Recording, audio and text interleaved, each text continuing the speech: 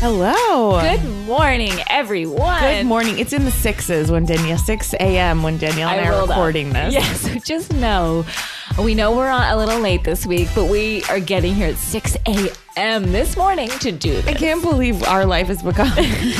We have both been working 80-hour work weeks. Yes, definitely. I will scramble home. Oh. And say to my husband, like, I have to watch Atlanta. And Beverly Hills, there's a lot of franchises happening This week was right insane. Now. My daughter came in. I'd put her down. I'm watching Atlanta. No, I'm watching New York. And I was like, Sydney, go to bed. I gotta get to my girls. I have been working all week. I have not laid my eyes upon my son. And he'll be getting up with his father this morning. And I hope he doesn't hear me through the vents talking about Sheree Whitfield and the like. And Chateau Sheree finally opening. I mean, look, priorities are priorities. And by the way, there's nowhere I'd rather be. Oh, worth every second. You know when you flash back on your life, when you're in your dying moments, and they're like, what do you see? And everyone will say, like, I wish I worked less. I'm going to see more Manor. I'm going to see Bethany selling that apartment. Like, these are the things I'm going to flash back on, and I'm not going to be upset about it. I'm going to wish I'd watched more. Yes, if only. If only. I mean, this week has been a doozy of a week. Lots of debuting programs, and we tried to get as many as possible. I can't even get my head around the calendar of Bravo, which I appreciate. No, me too. It's just these next They're stacking it. They're stacking it. And it happens to come at a time where we're busy. So I mean, we're having 4 cities are on currently, not to mention they've given us a Southern Charm. But can I say that A Big Little Lies? There was a time, I want to say mid-December, where, and I get it's the holidays, but there was like you're still angry about the time with the Olympics when there was a week off? Yes. It was like, there was like one or nothing. Like, couldn't they have staggered it a little more so I could see everything? Look, it's been a slog. I'm caught up. I missed Potomac this week, but I plan to get into it You're next week. not caught up, Danielle, because you have not seen Big Little Lies. Casey, please. Danielle goes, don't tell me the ending. It's like, Danielle, it's a national ending we all followed in real time. Again, I could not get to it this week. Man. Now, it's missing the election, April said. And I want to say, you know what? I wish this had happened instead of the election. I wish Nicole Kidman was elected. Yeah. Okay, before we begin, very quickly. Yes, some business, some jot down housekeeping. some dates. Guys, in Washington, D.C., nay, Potomac. Yes. My hometown, we have added a show. A 3 p.m. matinee has been added on the same date, which is July 16th. Yes, there was a Lodge Man. We sold out for the night show, but we opened another one up. You might be saying to yourself, is 3 p.m. on a Sunday the time for comedy? And we say yes. Yes. Is it time to get drunk and ignore your kids? Yes. Because Danielle and I are tired, as we all know. And this is probably when I'll have the most energy. Yeah, definitely. And I'm very excited. And we have some very special guests. Oh, I can't wait. You guys, the guests you're going to get are tip-top, tippity-top. So that's very exciting. And so if you'd like tickets, get them. Get them online. Also, and those tickets are released today. And then we also have, if you live in Los Angeles, we know, sorry, we have been ignoring you, Los Angeles. We haven't done any live shows recently, but we have one coming up at the Largo, April 27th, 8:30 p.m. It might be our only Largo show for a little while, so come on down. It's going to be really, really fun. We have a new video. We have a lot actually planned for this one. And so we're really excited. So come to the Largo show if you're in Los Angeles. And some listeners have tweeted some ideas of costumage. Yes, and one of them made me laugh so hard that I texted Casey like in the middle of the night. Again, we are doing this 24/7. I texted Casey midnight. We act and like April. we're like, Anderson Cooper, who like when he would. Are you telling me we're not? Well, I don't know. I feel like we are in the thick of it. This is going to be a costume. This is going to be something. It's going to be a great show. So now that that's out of the way, I just want to read an article because we're getting right into the. We got no time for nothing else. But this is this pertains beautifully. And I was driving on my way over this morning, so I didn't hear it. So Casey was like, you got to hear this. Okay, so I, of course, as I open my eyes, they're already falling upon the Daily Mail, U.S. showbiz section. It has really changed my life. You introducing me to that is like, it's the first news I read in the morning. It used to be CNN, and no. Well, my British friends, Amy Barham, Claire McCurdy, here we are. Yeah. And I have to say, okay, so here I am on U.S. showbiz and my eyes fall upon it. And I know a lot's going on in the world today and I need to touch down on Daily Mail, U.S. showbiz. so painful what's going on in the world. We're not ignoring, but we're shifting focus, and we're giving a respite. Yes, and we're coming back when we can. Yes, to the news of the day. But this is what I see, and it is an exclusive. I'm just going to read this, Danielle. This is amazing, and I think you should be a little upset as it relates to Housewives. Exclusive. Housewives Sheree Whitfield, Jill Zarin, Joanna Krupa, and Gretchen Rossi to star in new, all caps, sitcom portraying washed-up reality stars caught up in sex scandals, blackmail, and drugs. Parentheses, they write, sound familiar? What a crew. Now, they go on to add, there's 2 other stars in this, Alexis Polino and Joyce Gerard. Now, before you say, who's Joyce and why would they get her? Her husband is behind this. Oh, of course. Isn't he the one with a really big dick that she was always talking about? And an Oscar. He has an Oscar? That's what I'm reading here. It says all former Real Housewives will wear their former. I'm like, Sheree's still with us. Sheree's with us, right? Will all wear their acting hats in altered reality. The new sitcom is set to be an over-the-top version of life on reality TV that hopes to dispel misconceptions about reality stars. I gotta stop there. What misconceptions? I think we all got a right picture of who these ladies are. And I know people say editing, but I know. We know. We've seen them on camera. We've seen them off camera. This is who they're acting like this is like a biopic of a murder trial that we're finally going to get to the bottom of. It's like, I think what we see is what we get. Yeah. Zarin, who returns to Real Housewives of New York this season, said, quote, "This is acting and everything is totally fictional. My character is the ultimate diva, always looking to make a buck. It's really sick and twisted, but hilarious at the same time." Zarin. Many of the housewives stressed that they decided to get involved in order to, now this is the best, the Daily Mail intended to write bolster, but they write bloster. I like that the Daily Mail doesn't feel the need to spell check or they don't edit. even send it down the rung to an unpaid intern. They're like, put it out there. Cut, paste, print. They're like, Casey needs it. They got involved in order to bolster their acting careers, much like the characters they play on the show. The show will go into production in the next 6 months and is being produced by Gerard's husband, Michael Olhoven, who has a huge dick, though, it says, who previously won an Oscar. I mean, this is wild. For what? For what? And I'm not getting a platform, a network, because I don't know where this will be. I believe there is none. Again, I think we said it all with Hot Wives, and I think everyone knows we can leave it there. Well, Gretchen Rossi says, I think viewers will love this show. Oh, Gretch. It's really over the top with catfights and drama, and I'm thrilled to be a part of this cast. The script goes all the way with the stereotypes and misconceptions about reality stars.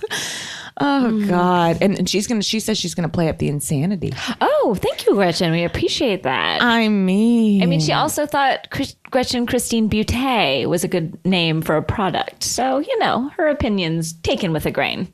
I just really am. I'm like to get this we will be covering. Oh, I was going to say, I'd like to, as much as we say this with a tone, I'm going to get my eyes on it real quick. That I can get my eyes on as opposed to Big Little Lies, which I couldn't make time for. And her smelly vagine. Oh, poor Joanna Krupp. She's been through it. She really has.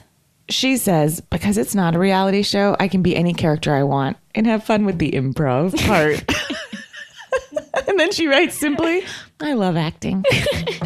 Oh, I can't wait to see Joanna have fun with the improv. Oh, I can't wait. Maybe she'll stop by UCB. I just did a pilot where they didn't let Bradley Whitford improv. It's like, not everyone needs to. Not everyone needs to. Should. When you've got such a tight script, as I'm sure they do. And we've got such an excellent cast. You don't need to get off the page. And I'd love to somehow get on set. If anyone has any info. I know that this also comes from, I was not asked to audition. I was not asked to write on it. So maybe this comes from a little bit of jealousy. But, my phone is hooked up. Hooked up. I still have a landline, guys. Still have a landline. Wow, guys. So that I just had to get out of the way. Thank you for that. I'm going to reread that article because once was not enough. And maybe they've spell checked it since. Sometimes they go back. I recognize. Every once in a while, they correct themselves. Like if they've noticed something, I doubt they'll notice. But you never know. Well, let's all bluster ourselves and get ready for this. Bluster ourselves. Danielle, I just want to say a few words about Big Little Lies. Okay, I'm literally going to leave the room. Please do. And I'm going to hum a song. Now, what I am going to say to some listeners is honestly, fast forward, turn this down for just 20 seconds because April and I are huge Big Little Lies fans. And I mean, I loved it. I absolutely loved it. Here's what I'll say. It's, I think, 7 episodes, hour longs. Could it have been condensed to 1? Yes. But I absolutely loved it. To see these women trickling down to the small screen with me, like the likes of me, was so amazing. And I know I've said it before, but to see Nicole Kidman, I thought Zoe Kravitz was unbelievable.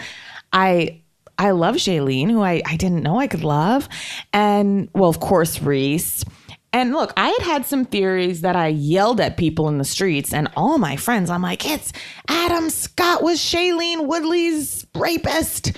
And he's got that beard because even though they saw each other at Avenue Q, when they see each other at trivia / Audrey Hepburn / Elvis Presley / game night, it's going to be revealed that she remembers him because he shaved his beard.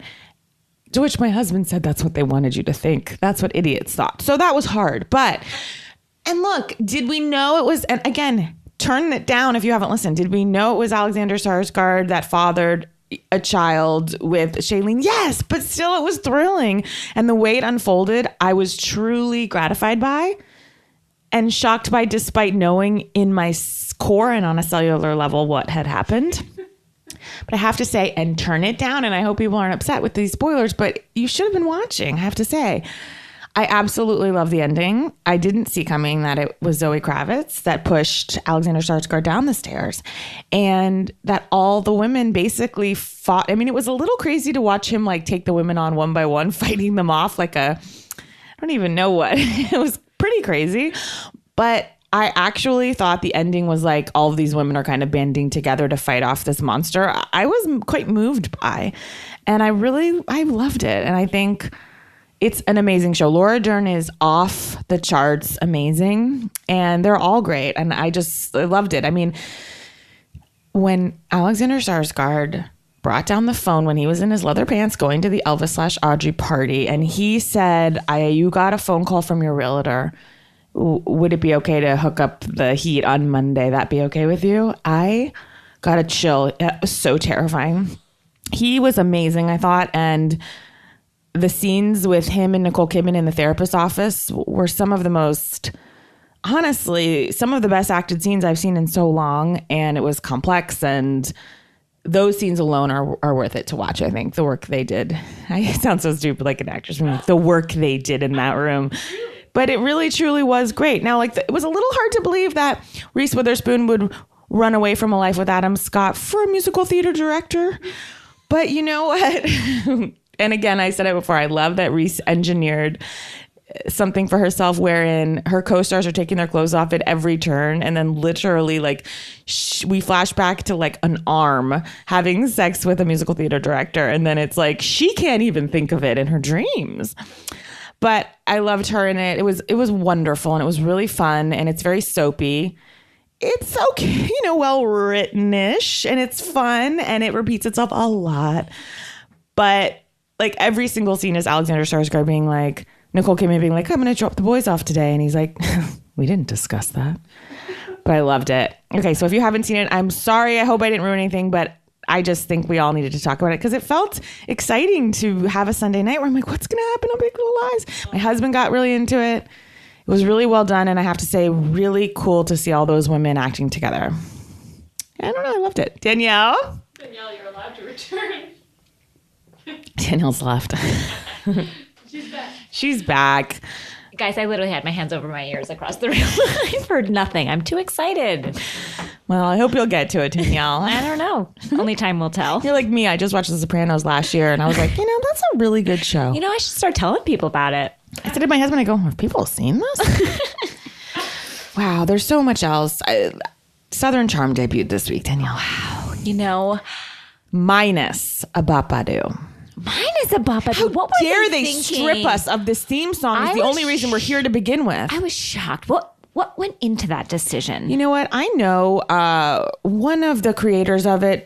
I don't know him, but I know a friend of a friend. I'd like him to issue us a statement. Yeah, I'd like to hear what the thought process was behind it, because that was insulting. Again, that's like, it was. I was like, this is what I've come to know and love. They didn't change the Friends theme song. And they're giving us new characters, but they can't ground us in what we know. Yes, we need a place to start. It's like when parents get divorced when their kids go to college because they think like we held on long enough, but really that's the time the kids need everything to remain the same. Exactly. So like things are changing in Southern Charm. And I need to hold on to something. I need to bluster myself. I need to bluster that song. God. Wow. Really upsetting. Yeah. And disappointing. And put me off on the wrong foot. It did. And I have to say, I think Southern Charm, we might be a bit over the, what's the word? Babadoo. It's lost a little of the Babadoo. Yeah, a little bit of the Babadoo when you take the Babadoo out. What do we have? We have a new boozy kind of guy who's, again, I'm a bigger gal, as we know. You know, I go up and down with my weight, as we know. So I say this with compassion, but this new guy, Austin, he has one of those Southern white frat guy faces where it's like he is one beer away from it exploding. Yes, I hear you. Into just morbidly obese territory. Yeah, he's just, he's got to keep it. I would never say that about a woman. No. But he can't. Why not? Like, I just feel like about this guy, he's sort of like Shep Jr. And I realize in a world where Shep is taking a turn, I have been Shep's #1 fan. Finally, Danielle. I have to say that, like, it's not cute anymore, Shep. It's honestly such a terrible color on him. Yeah. It was kind of fun when he was 35, 36 or whatever. But now that he's 47. It's like, take it down, Shep. And I'm not saying you have to get married. I don't care what you do with your life. But this partying, drinking, waking up with a new girl every morning type of bullshit, like, where are you finding the energy? But not only that, that's him, fine. But the amount of criticizing he does of Craig, it's honestly really strange. It's an obsession. It's just becoming like, it's like, all right, get off it. Nobody cares. It seems like one kind of rich guy with a silver spoon in his mouth who's never had to work a goddamn day, putting down another one who has like slightly less than him. It's very strange. And also, Shep had like a restaurant for a minute. Did it not burn down? I cannot remember. Something happened. There was a fire incident. And that was the job he had, which I'm sure he was just there drinking, if anything. Oh, 100%. Do you know how many fans have come up to me? I'm talking airports, on the streets, and just shoved photos of Shep looking sloppy and red-faced and sweaty in my face with them, like drinking in Charleston. He's like greets you at the door. The Ravenel Bridge.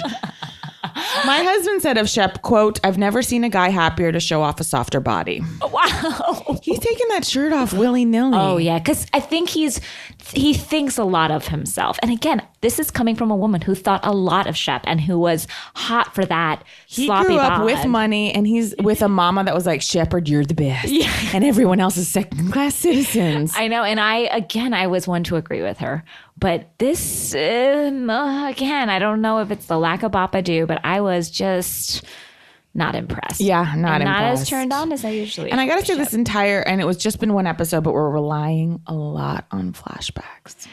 And to simpler times with more Babadoo. And also we're relying a lot on this Landon Ravenel thing that I don't care about. Well, they opened it like a bad romantic comedy movie where you see Landon receive a rose. An orchid. A rose, but she wants no orchid. Orchids are my favorite. And Ravenel, and then they like don't even really kiss. We don't know what's going on. And then it just says 3 months earlier. And it feels like we're hurtling towards this Big Little Lies ending. Again, don't know. No one said anything. All of it is, and we've got 2 new characters. A woman named Eliza Limehouse. Am I getting that right? I was not quite sure. I too was like, Limehouse? Limehouse. And she seems like a real inbred. Oh, yeah. That was strange. And then hanging out with Thomas Ravenel and their parent. Thomas is friends with her dad. I was upset by that, where I was like, they're hanging out, chilling. He's almost flirting, to me, it seemed, with her. Well, then she throws a pool party and he's in the water. Sure.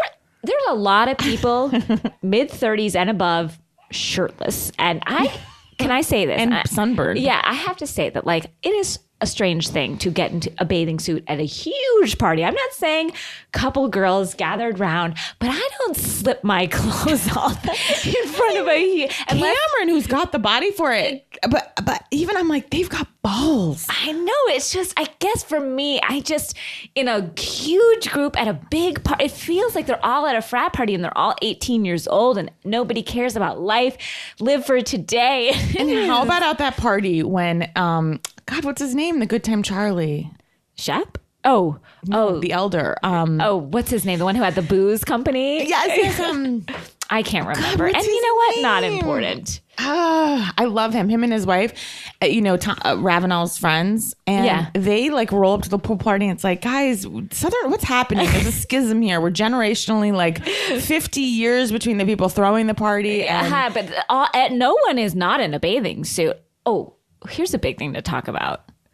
Thomas's kids living in the guest house. I just wrote Thomas keeps his kids in the guest house because he has sole custody and he doesn't want his kids to get anything on the rugs. I spit out my drink and was like, what is that? Like, someone save these kids. Someone save these kids. Like, it was upsetting. And a new nanny. Yeah. Oh, there is not a nanny that stays long. They go through them like water. Like, it is... No, it's honestly really, really upsetting. So he's a monster. Catherine, I guess, has failed a couple drug tests. And so Thomas has sole custody, living in this mansion, a mansion next door. But in the carriage house. Yes, he's living next door. His children are in the guest house with full-time nannies, which it's admirable that he's, taking his children on. And because he can afford to. When he was giving them a bath, I was touched. In my mind, I was like, this is for the cameras. He does not give these children baths. You're right, Danielle. You're right. Like, this is not happening. And that poor nanny cooking for them and Thomas.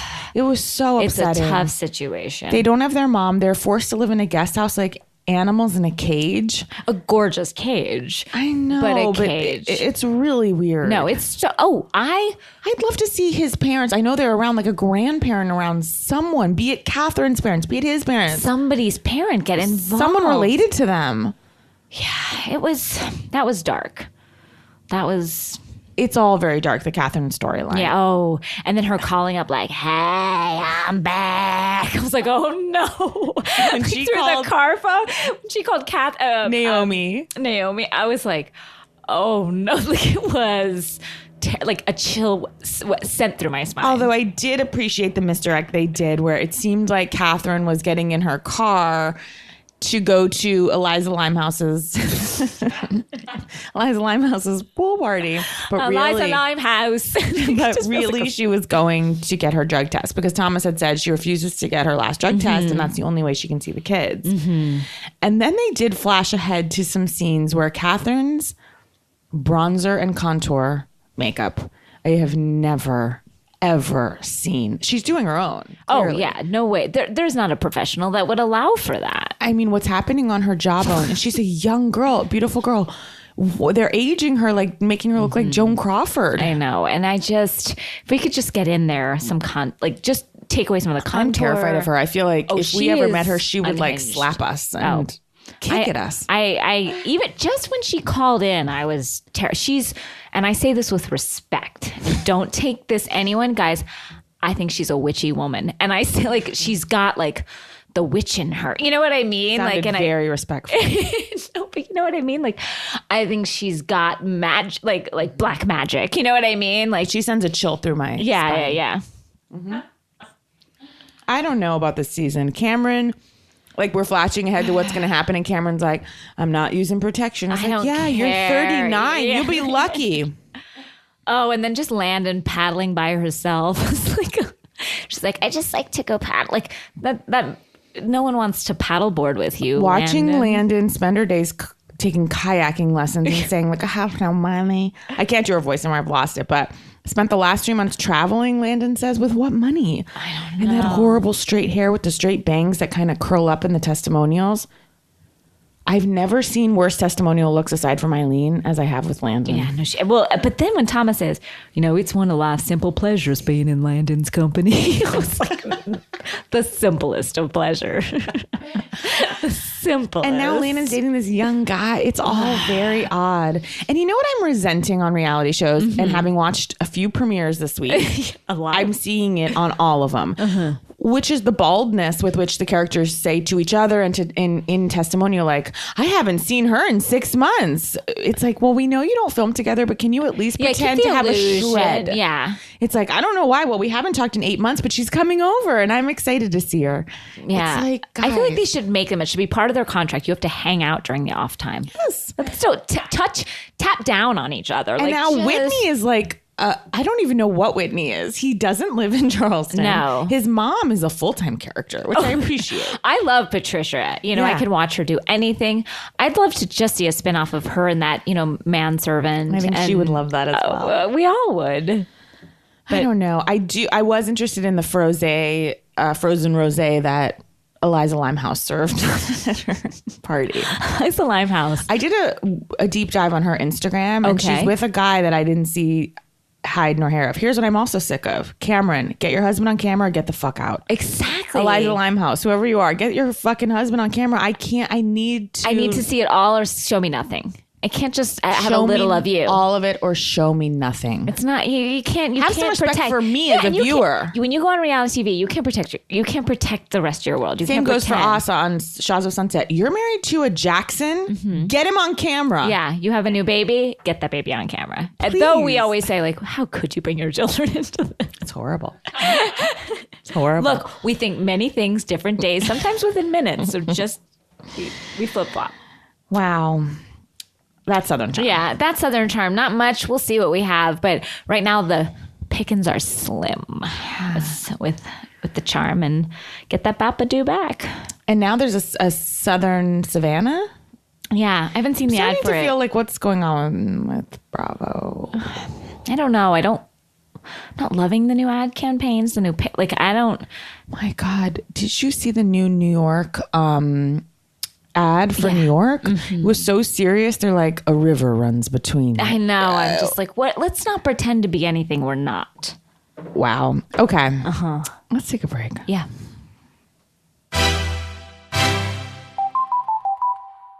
Now, Casey, you're going to talk a little Potomac. I will ask questions. Do you want to go in the other room for this? No, I can hear this because I will get back in next week. I watch Potomac. Look, some people are upset that we might not be covering it.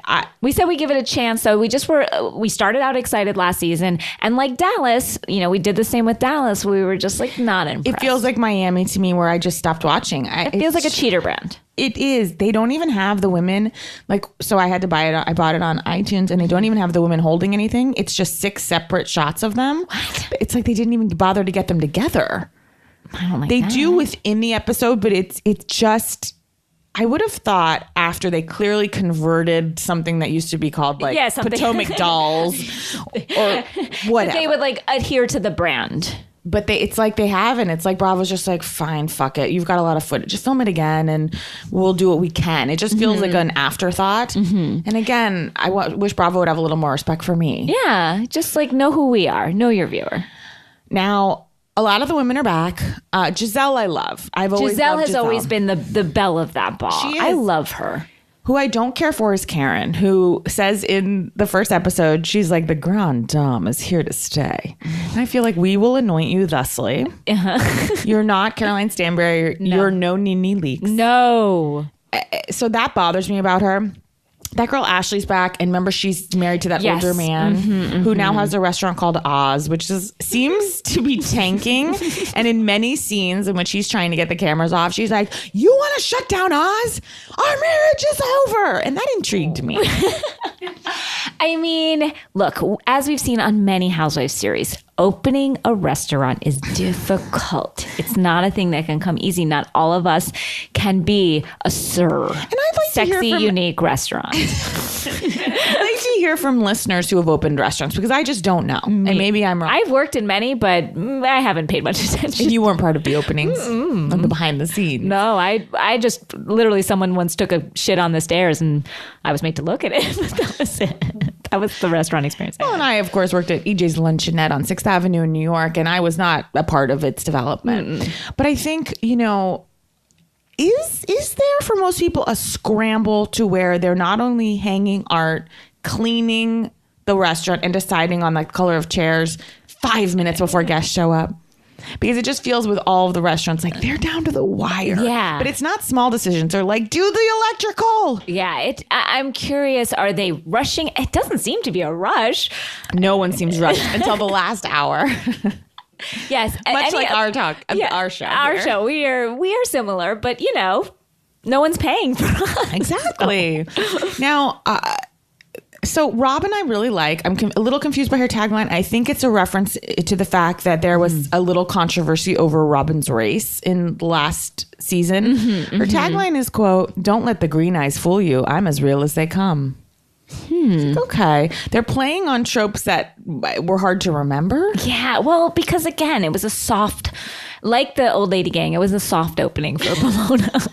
Like Shep's body. I just called it Pomona. I meant Potomac. Now, Charisse is a character who, I don't know if you remember her. Her husband was the coach of Rutgers basketball. Oh, yes. I remember Charisse very well. Okay. Well, he has since left. Even though he was fired from Rutgers, she says, quote, "He has remained in New Jersey." We knew that relationship was tenuous. And last year, she was getting on other people about their relationships when she should have been turning, the focus inward. And I remember that very well. Yes, sure.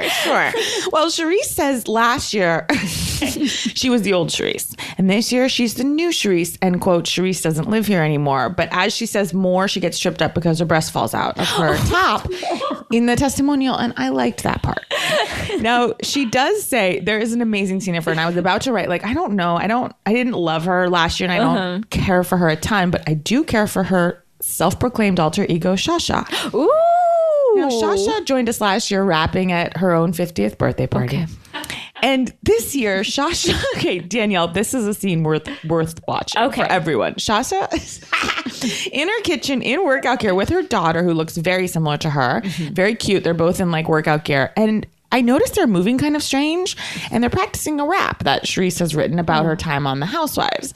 But then I noticed they're both on hoverboards. What? So they're hoverboarding around and rapping, and it's something to be seen. I mean, if we could do that as an opening number for one of our shows. I was like, to watch them hoverboarding and singing is pretty amazing. I would like to get this rap down if there's anything we can do. We like to sing a lot of Housewives songs. We've done it at many of our shows, some of the hits.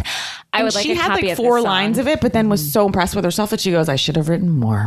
I mean, Dreamcatcher had 3 lines, and we sang those loud and proud. If we can get this, I'd like to. I mean, look, so I was intrigued by that. And the last question I have about Potomac is, it's about all of the Housewives. I know Carol, I'd heard tell, has her like testimonial jokes written. Are they handing them packets? Like of jokes? I think they are. For their testimonials? Yeah. This year I have noticed it a lot more. Me too. I've noticed it in Beverly Hills. There's writers on staff. I definitely noticed it in Beverly Hills. I noticed it even this week. I just feel like there is someone behind the scenes prompting them with lines in a way that has not been done. And I'm not trying to single out Giselle, because I've been noticing it on everyone in Beverly Hills. I noticed it on Eileen, I feel like, this week. Me too. There was just something slightly succinct. Again, not funny. Yeah, but just something like when they're trying to be clever, like a little too clever. Well, Giselle says, and she's my favorite one, so I believe she could come up with it, but she had a lot of zingers that just felt very written. She's like, with Becky and all her good hair don't have nothing on me. Pause. On Thursdays after I get my hair done. I was like, okay, Giselle. And she had a million of them. Really? So here's my ruling on Potomac. It's not, it's the Miami, it's the first Potomac, which was DC. They've moved not 2 miles down the river. Yeah. And I don't know that with all these other, we've got the Atlanta finale coming up, the Atlanta reunions, we've got New York, we've got Beverly Hills. I don't know that I can commit to it. I don't know either. I'm going to go back with my podcast, everyone needs to be listening to S-Town. I know. Sure they are. It's all hard. We'll give it a few more weeks. Some of our listeners said no. Some of our listeners said yes, and others said give it a few weeks. And so we're going to go down the line and give it a few weeks. And I'm going to prepare everyone. I don't know that I can go back to New Jersey. Casey. And so at some point it's like, well, should I not do this podcast anymore? And I will be looking inward, because maybe we need someone who wants to listen to all the cities to do a Real Housewives podcast. And I get that. I think it's about the correspondence. I think we need to get correspondents to do the ones that, because, we need to address everybody, every city. I know there's been a lot of complaints. We haven't done Toronto and Melbourne. And we can't. We just can't. And I won't. We refuse to. Well, should we move on, Danielle? Yes. There was a premiere this week. You know, as certain cities are wrapping up. As, you know, sunrise, sunset. Where is the little girl I carried? Where is Bethany's new dogs? Oh, God. So are we getting into New York? Now, it's interesting. I had said, you know, I don't think they have anything. You did. You said it loud and proud. And then I watched it and I was titillated and thrilled. Oh, I miss these ladies. I love New York. You know, but then Deanna wrote me and she's like, you're absolutely right. She goes, I feel you were right about New York. Completely uninspired. Wow. What does everyone else feel? I wish we had our goddamned Facebook group still up. I know. I want to be in touch with everyone.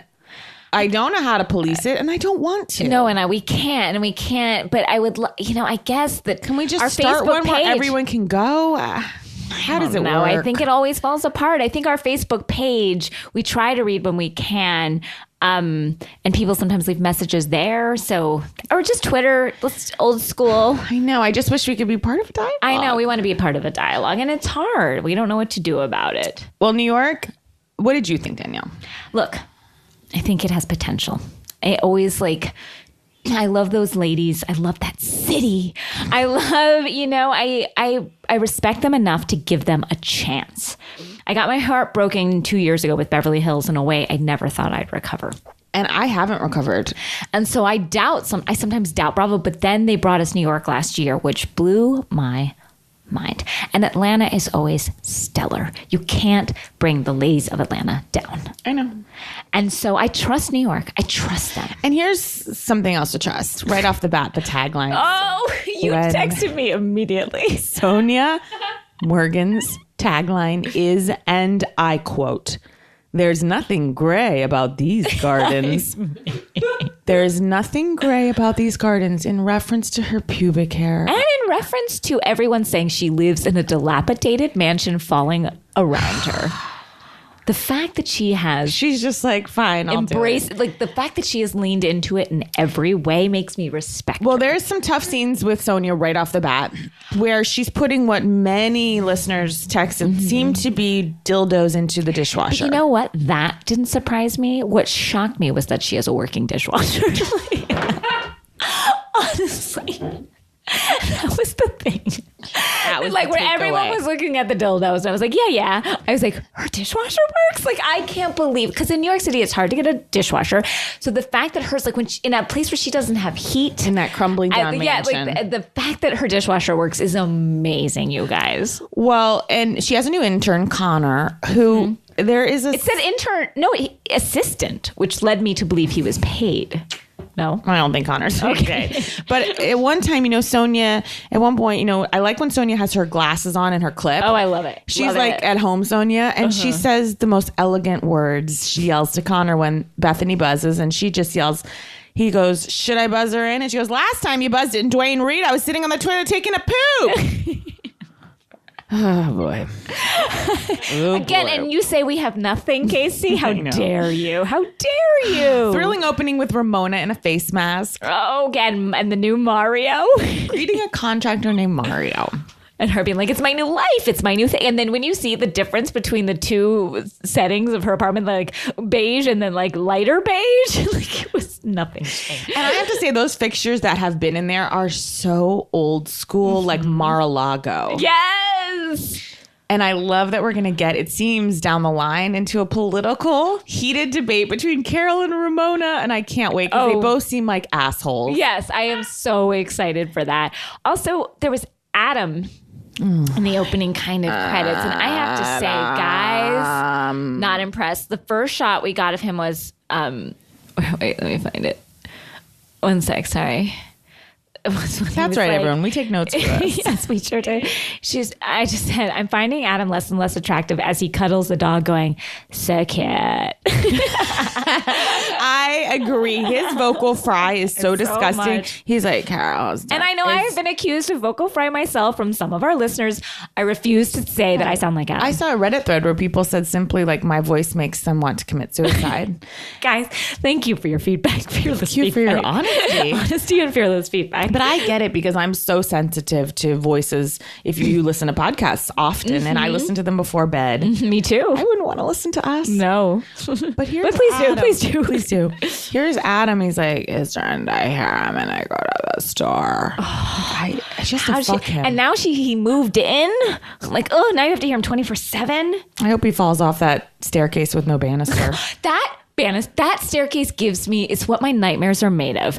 And it's in the testimonials. So you see it right behind her. The fact that it has no banisters and wide breadth between the steps. And they have so many animals now. They need to be careful. I know. Like, it gives me an anxiety. I can't compare to anything else. There is something. Carol for me is tricky. She remains tricky because.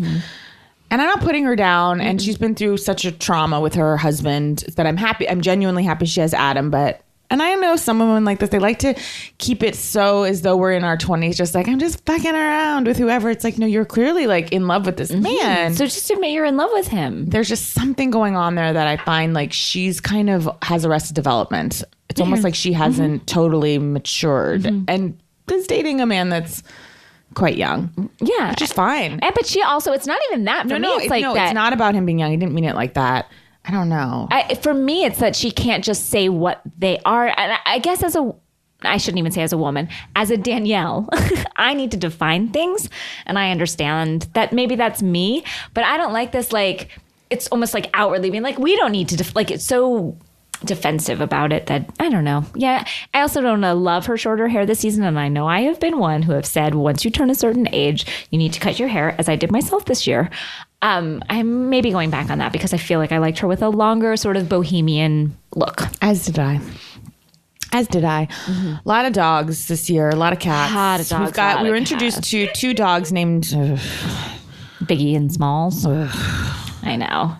I will say I had a moment. Never seen someone find themselves funnier. I know. And Bethany, she has been grating on me, but I felt very proud of her when she got the money for her apartment, because this is a woman, and that's a shitload of money, but this is a woman who we saw first season in a tiny apartment with a man who did not love her, eating her sad food. It was sad at the time.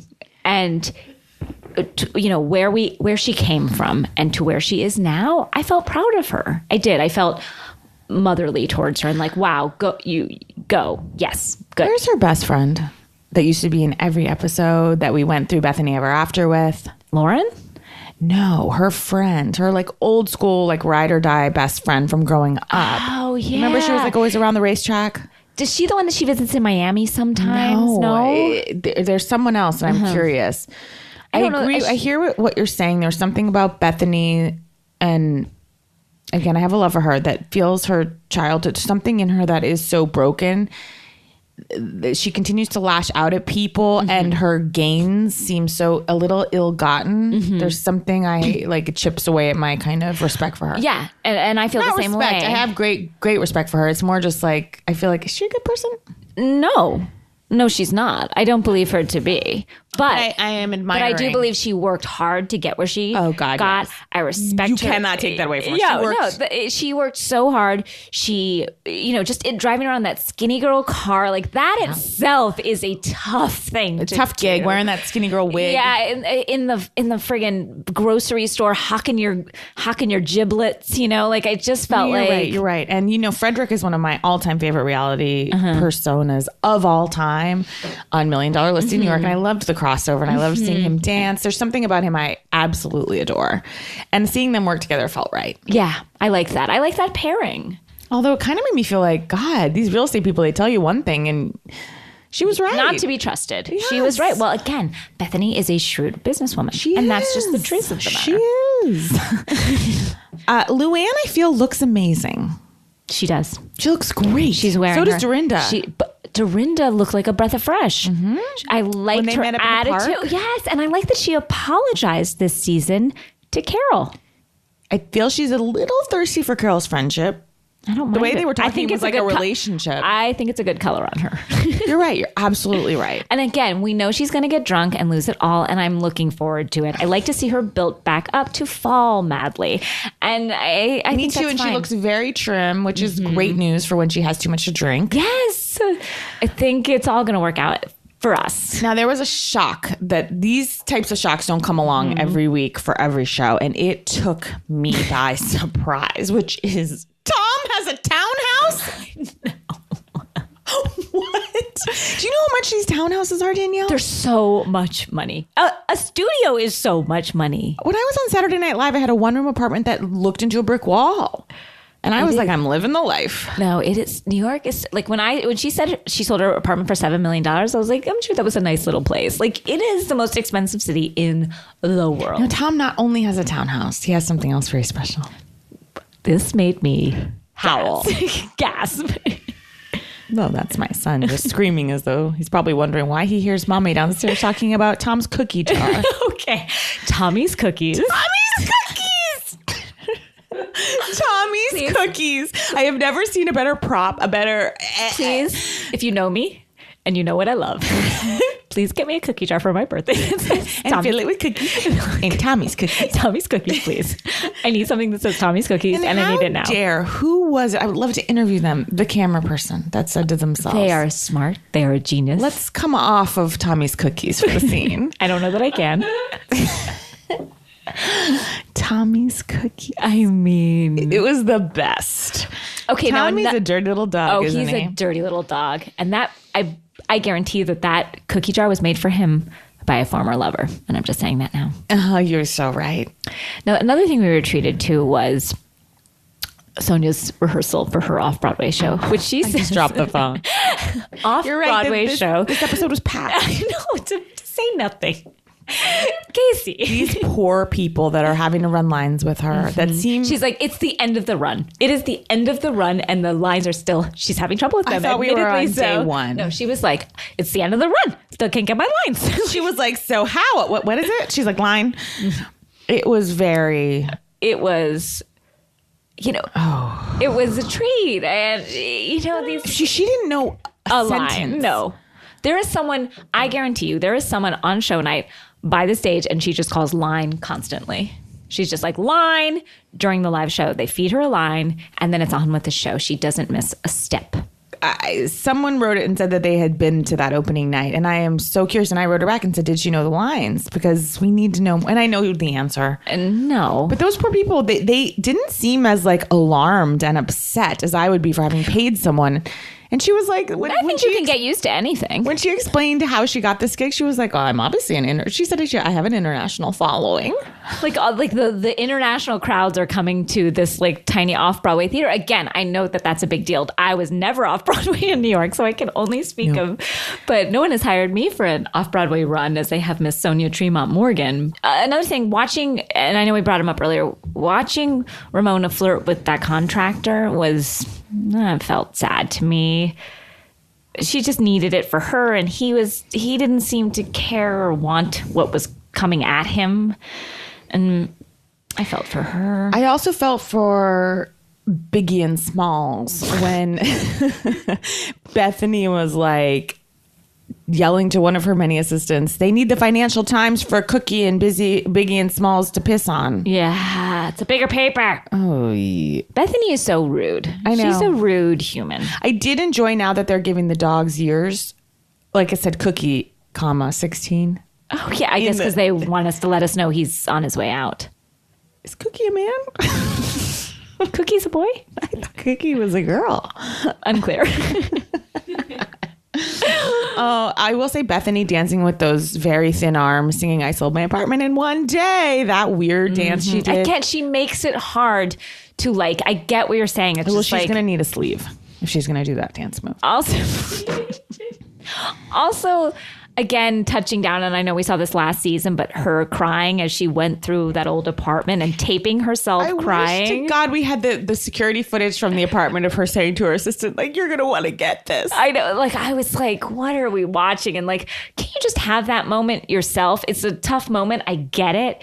It was a lot leading up to that. But then to record it and to have to say someone, press play or like press record. Like I like you said, I just want to see that moment where that, it is a sort of personal transaction happened. A lot of assistants we're dealing. We've got your Miriams, we've got your Baileys, we've got your Connors. A lot of assistants to meet. And a lot of people. The scene between Ramona and Dorinda where Ramona's like, is it okay to say I actually enjoyed John? Ramona's a cunt. And I do not call women that. And for Dorinda to just take it like, you like my boyfriend? So sad. So sad. Dorinda should be like, fuck off. Look, I'm excited to see what unfolds this season. And then Luann referring to herself as Mrs. D'Agostino. Oh, she's like, I like being Mrs. D'Agostino. But then Ramona at the end, again, these women will eat shit for each other, which is so funny because she's just like, I want you to... I'm going to toast your marriage. And then like after everything she says, and then she says, I want to toast your marriage. And Luann's like, do you mean it? It's like, no. Awful person. No, she doesn't mean it. And then Luann's like, this is going to be a really special year. I love when Luann calls her wedding planner and is like, oh, I'm so nervous. And the wedding planner's like, I think we've got everything under control. Luann like, okay. And they have 250 people they're inviting. Oh my God. I did think she looked cute in the throwback photo, married to the Count. She looks lovely. She is a beautiful woman. She's a gorgeous woman. But I think we're in for some stuff this season. I'm excited. I know we just got tastes. We just got touches. But I think we're going to have something. I'm excited. And I'm glad Sonia and Bethany are back on good footing. Mm-hmm. They're dressing for success. Let's take a quick break. Yes, please. We're back. With Atlanta. Guys, we know it's been a tough week. Not a tough week, a great week, but there's a lot. So we'll try and get through everything. Okay. Guys, the OLG gang. Oh, it's finally opening. And again, as we said, Todd was, picking up the pieces last minute. I've never had a lot of faith in Todd. I don't feel like he's enough for Queen Candy. The fact that he's pulling this off at the last minute and wouldn't let Candy get involved, to me, gave me a lot of insight. When she's paying for everything. But Candy... And again, Todd, yellow and orange are not the same color. And that's the type of details we need a person who's opening a restaurant to know about. I gotta say, though, I was kind of impressed with OLG. I thought it looked cute. It does. And I really liked the fun captions they had, like on one of the, on like Bertha's photo. It was like... What did they say about whisking? Something. It was all very cute and clever. Very kitschy. It was fun. And I think the restaurant is good. And guess what? I think the food looks delicious. Oh, food is amazing. We are going to Atlanta for our show. I think we still even have some tickets open. So if you guys, I think we have a few left. But but if we will be getting OLG. Oh, definitely. If we can get our hands on that, because I think that food that they were passing around looks amazing. Oh, backstage will be catered by OLG. Yes, it better be. I will say, listening to Candy, I felt her laugh is very grating. Candy, really? And I've never felt it before, but I started just hearing it. Mm-hmm. It's interesting that OLG is a tribute that these women do not deserve, but I'm touched all the same that they were happy. Yeah, they seem very happy, but they seem so mean about the whole thing that I was always like, they were like, what do you got for us? Like, they No, and I feel bad. Like annoyed. Todd, these women have been so cruel to him. He literally has to open a restaurant in their honor and image to get them to like him. Yeah. No, again, I don't love Todd, so I know where they're coming from, but he's not my family. So they should have. He's not? Again, shocking. Okay, now we get a scene with Phaedra's children, who are angels on earth, and I love them so much. Mm-hmm. And I think Phaedra's a wonderful mother. I know I've said other things in the past about just kind of like her lying and her, relationship with the truth, but I do think she is a fabulous mother, and I think those children are well brought up, and I think they are adorable. And when Dylan, the youngest, his little monologue, I'd like to perform it Go now ahead, for everybody. Please. Everybody ready? This is in the yogurt shop. Yes, in the yogurt shop when he's a little upset. He says, "It's not fair, I tell. Wah, wah, wah. What he doing? Where he go? When I speak to you, I talk to you, and I get so mad." And that is how I feel right now. I knew exactly what he meant. I know he's 2 years old. I got what he meant, and I felt he said it clearer than I've ever said anything in my life, and I was super impressed. He couldn't be cuter, and I love Phaedra's father as a doll. Lovely, and they're going to take the kids on for a week. Now, see where are Thomas' parents taking those kids on for a week? Phaedra's parents. I love that family. They're taking them for a week or two. It was wonderful. Now, speaking of kids, I have to say, first I was like, Cairo, help your mother pack up her house. She's finally moving after 8 years to Chateau Chirac. Stop making tapes of your penis. Help your mom. Put the cell phone down and help your mom. But then, when they were sitting down and Cairo touched his mom's face and said, I'm proud of you, I got tears in my eyes. Me too. And this was like at 1 a.m. last night after a 16-hour workday. I was like, oh my God, Cairo. I was like, maybe my son will feel that way about me. I, again, am proud of Sheree. I know because she did take a hit. You know, she, after her marriage to Bob fell apart and she moved out of her first big house, and then to build this one herself, though it took time and we don't necessarily know like what's going on with it. I'm proud of her. I also felt it's really sad once I got into some details. I'm like, God, Sheree was kind of unceremoniously kicked out of this gorgeous house and life that she had. And now I'm really understanding what has gone into her building this new life and house. Me too. That is way too big for her because it's just one person. I believe that too. I had, sad. Yeah, it's too big of a house. And her kids are out of the nest now. It feels actually really, really sad. But it was a symbol to her and she needed to build it. I say like build it and sell it. I agree. If Get she all would that build it and then money. put a for sale sign out front, like a triumphantly, and get herself a little lake house like Cynthia. Condo with a doorman service. Yeah, I just feel like live your life. Like you're going to be every this is so good. Danielle. She needs to move on from Chateau Chirac. I think so. I think she needed to build it to get she got past Bob. Like I'm seeing what happened, what transpired. She's like fully over Bob, and now she doesn't have to prove anything to anyone. And it's interesting that she's finally really seeing Bob for what happened, having through this process of rebuilding this home. Yes, she rebuilt herself through rebuilding this home. Wow. I'll also say I'm very pleased and tickled. I'm tickled by Sheree and Kenya's exchange in front of the gates of Chateau Chirac. I love Their neighbors are popping by. Whoever thinks Kenya is a monster, Kenya will just have a chit chat with anyone, with women who have said the most nasty, devious, horrible things about her. She will forgive and forget. Guys, I have turned a new leaf on Kenya. Right? She's great. I love her this season. I have had bad feelings about her in the past, but guys, she is terrific. She's keeping it breezy. She's having fun. And I feel like I'm liking this new friendship Me between too. them. I'm seeing it. And I know it'll always be fraught. I mean, Sheree is fraught. And so is Kenya. I know. But they come back together easily. Well, and speaking of friendships, to celebrate Phaedra's birthday party, Portia decides to celebrate her friend by, quote, bringing out all her units, which is her wigs.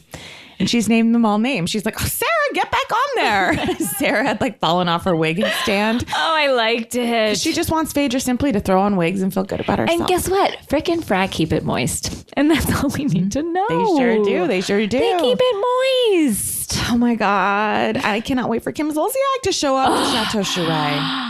And why is Kim in the preview taking on Kenya, saying you can never have kids? That's what so nasty, mean. Nasty thing you could say to Kim anyone. has always hit below the belt. She has always been mean as a snake. I mean, Kenya comes right back, of course. Oh, of course, because Kenya's not going to just sit there and take it.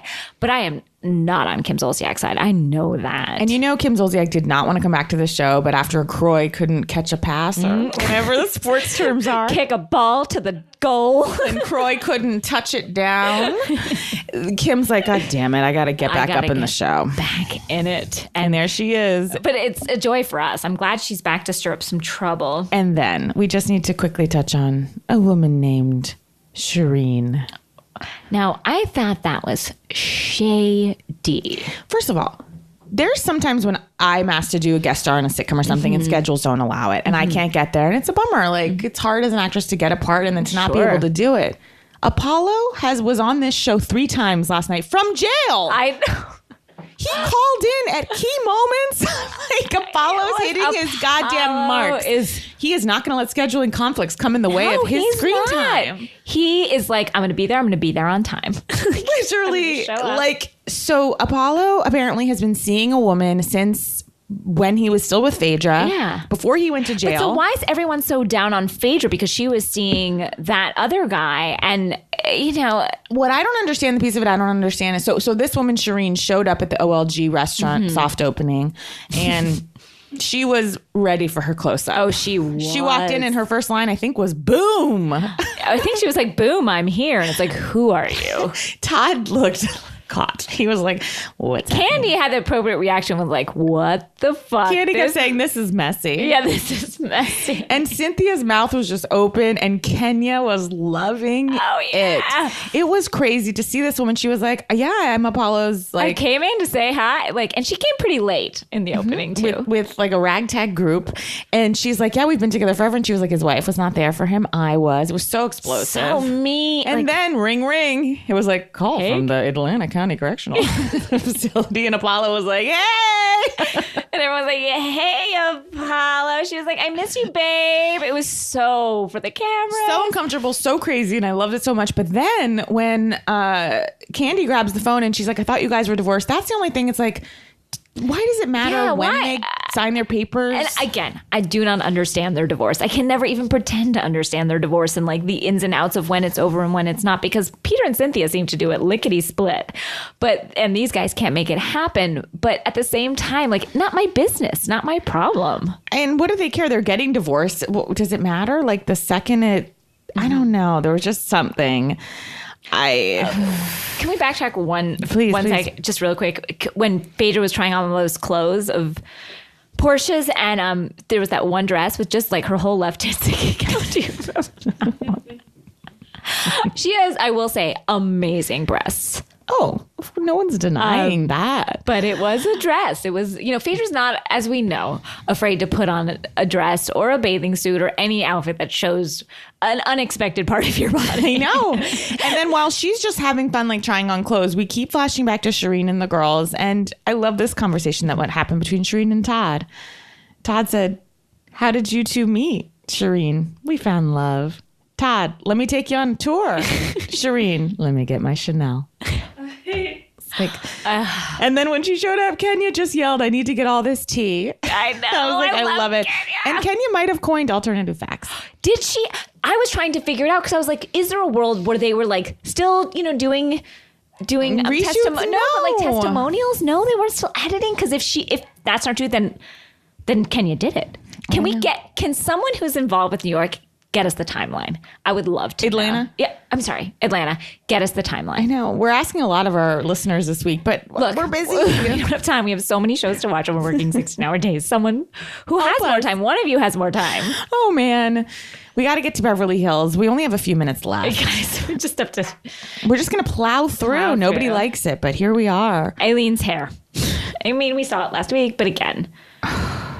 Oh, this was my favorite moment. We didn't really cover Eileen's outfit and hair Well, June texted us something the other night while we were watching Beverly Hills, and it was a shock, you guys. She said she likes Eileen's looks. And part of how off they are is part of why she likes her so much. And again, I don't know if it's a Vicky situation but to me it felt like, June, who are you? I don't recognize you. I know. My favorite quote of the night was from Eileen. She's talking to Lisa Vanderpump, and she's saying, like, I tried to get that dog. Anyway, I did want to save a dog, but like, and then Rinna's like, you are funny. Like, she just was like trying to like get a moment out of trying to save a dog and trying to bond with Lisa Vanderpump. And Lisa Vanderpump's like not even looking at her. Yeah, and Lisa Rinna just steamrolls in. I'll tell you, this whole party for Pandy, where the fuck is Max? Is he busting this party? He's not invited. Lisa has thrown more parties for Pandy and her husband. And it's her rosé? Like, I couldn't even. I feel like that came out a long time ago. I don't know. Again, it felt strange. We got into a whole thing again with Dorit and with Lisa Rinna. To me, is just like, she's stirring up stuff. It's not really her personality. If she truly was evil, I could go with it. Yeah, there's just something feels like very false. Yeah. Camille, why is she wearing green? Why is she there? She'll show up for anything. So tired of seeing her. But like, it's a rosé and diamonds party, you know? You're right. What are you doing in your green? It's not an emerald. And then we get into this huge fight between Erica and Dorit. And I love when Erica says, you can't read social cues. And that's Dorit in a nutshell. And then to see PK creeping up like fucking Donald Trump. Like a little creep. Seeing him creep in the background was truly one of the creepiest things. Editors and producers doing a bang up job. And PK doing a bang up job. Yeah, thank you, PK, for being you, because that was, oops. Creepy. I hate him so much. When he said to Lisa Vanderpump later about Erica, I'm not interested in shagging you, honey. I really wanted to reach into the TV and murder him. Commit murder. There have been a lot of unlikable husbands in the history of Real Housewives. So many. And this might be the worst. This motherfucker. This might be the most unfuckable pig person that I have ever When he set said these eyes to on. Erica Jane, you have not been intentionally cold, you are inherently cold. Ooh, that's so much worse. I hate him so much. I mean, there's nothing really to say except how much I hate him. The fact that he got into this argument, the fact that Dorit didn't say to her husband, like, get the fuck out of here. Stop and like do not talk to this woman Stop this way. antagonizing someone. I would have pulled my husband out of there so quick and been like, you got to get your shit together. This is not your fight. Oh, it's so disgusting. The whole thing. Oh, the whole thing. I don't know. It kind of ended in a weird way for me, the whole thing. Yeah, I didn't. And then it feels like Kyle and Lisa are like pretty okay. They're just sitting there shooting the shit. I have a question. This is Pandora's Party. Mm-hmm. Why is the songwriter writing a song for Lisa? And Lisa could not have been ruder. Yeah. I mean, I came up was like, I wrote a song. She was like, oh, didn't ask for this. Like, and then they're all singing with him later. That was a horrible British accent, but. Oh, this is another thing that happened. Like, at one point, I'm like, oh, the producers must force, when you see two people fighting, the producers must force the women to go like, hey, there's a fight. Because then everybody runs over, I guess because they know that's where the cameras are. Mm-hmm. But it was just so weird to be like, two people are fighting. And then all of them have to like gather around. They flock.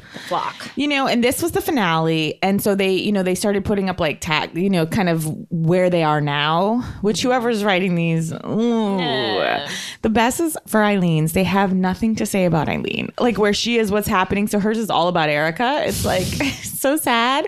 But I have to say, for Dorit's, not cool remarking on her son's speech. No. I was like, this is fucking unacceptable. Not okay. Yeah, I thought that was it's wrong. And then they tried to turn it into a joke. I'm like, come on. Like, I know this piece of trash put her kid out there, but no. I didn't like it. I didn't like it either. I agree about that. Eden showed up at the end in a weird, strange way. Oh, I literally have blocked this out. She's like, I done everything for you, you bitch. It's like, what? What's happening? And then when she was like, if I had to know it was a choice between me and between you, she said this to Lisa Vanderpump and Lisa Rinna, I would have chosen you any day of the week. It was just so like pathetic and strange, and it came out of nowhere. And I don't think she has done everything for Rinna. So I felt like that came out of blue. It was like she was trying to save herself at the end of the season, sort of knowing that, no, like, you're done. We're done. You're over. And I think we've had it with you, Eden. So that for me was just like, oh, it's coming out of the blue. So that's really all about Beverly Hills. I mean, I know we'll find stuff out at the reunion. I'm sure Eden has some things to say at the reunion. I sort of don't care.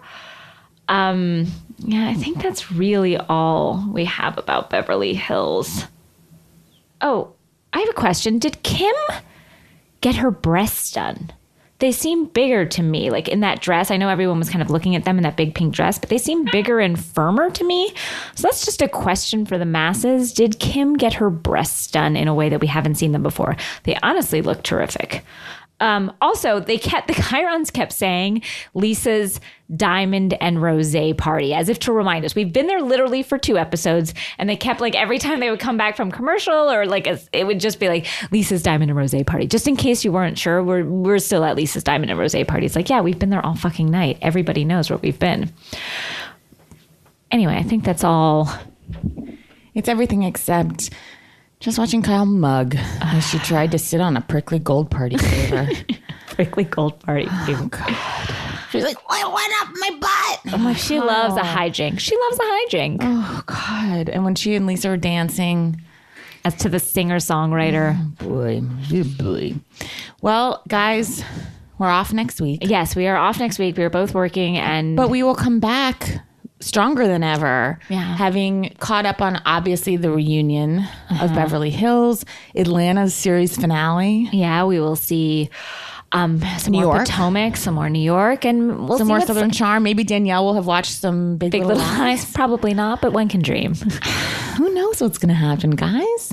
It's all just unfolding. Thank you for being here with us on this very early morning for us. Yeah. Thank you, April. Thank you, April. Thank you, Luce. Thank you, July. Thank you, all of Earwolf. Thank you to our friends and family, and to you guys.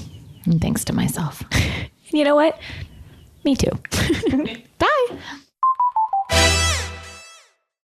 So you're done listening to your show, excuse me. Good for you, you and made all it. you keep saying to yourself, yeah, good for you. Good for you. And like you keep saying to yourself, what do I listen to next? I finished the murder one and I finished the guy's missing one. Oh, I want another laugh. How can I laugh? Well, you could turn on the Rana and Beverly podcast. Excuse me. Would it kill you to turn on the Run and Beverly podcast? Yep. You want to hear celebrities talk about their lives? Yep. You want to hear celebrities pushed against the wall, ask questions? You want to hear two brilliant women tell you everything you need to know about life, liberty, and the pursuit of everything? You looking for advice? Then you should be listening to the Rana and Beverly podcast. You want to hear a bra commercial? And if you've never heard the show before, feel free to start with the Beginner's Guide to Rana and Beverly, narrated by the wonderful Paul Scheer. After you listen to us and fall in love, go to iTunes, Stitcher, all the apps, and go ahead and put in 5 stars. What's wrong with you? We know people are listening. We're going to start going to weekly. We're at bi-weekly right now. Yep. Make it worth that time. Yeah. Kiss, kiss.